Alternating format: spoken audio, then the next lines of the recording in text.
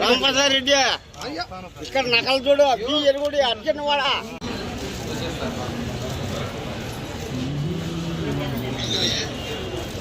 కొంచెం సర్దుకోండి మా మీరు మేడం మీరు సర్దుకోండి.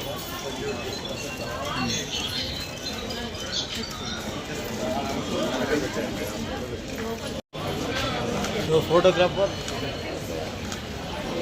ఓకే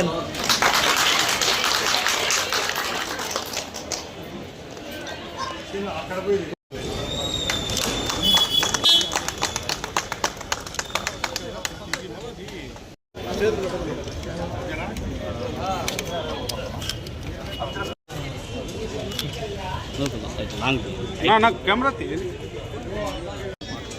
అందరికీ నమస్కారం. ఈరోజు చాలా సంతోషంగా ఉంది.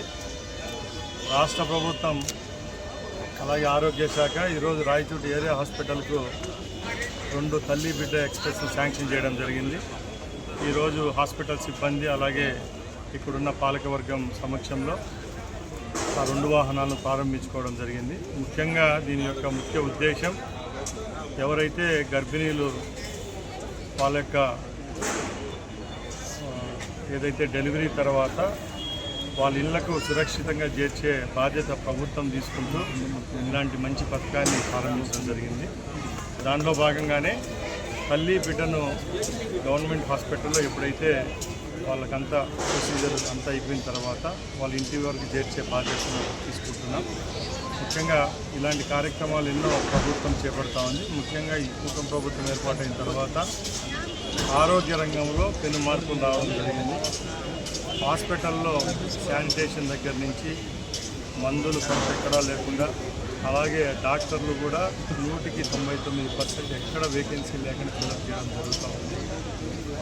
గ్రామస్థాయి ప్రైమరీ హెల్త్ సెంటర్ల నుంచి ఈరోజు నియోజకవర్గం జిల్లా స్థాయి సెంటర్ల వరకు హాస్పిటల్స్ వరకు అన్ని దగ్గర మంచిగా మెయింటైన్ చేయడం ఈ ప్రభుత్వం వల్లే సాధ్యమవుతోంది. కాబట్టి ముఖ్యంగా మన రాయచోటి విషయానికి వస్తే చుట్టుపక్కల ఉండే పల్లెల్లో ఈ అవకాశాన్ని ఉపయోగించుకోవాల్సిందిగా ప్రతి ఒక్కరిని కోరుకుంటున్నాం.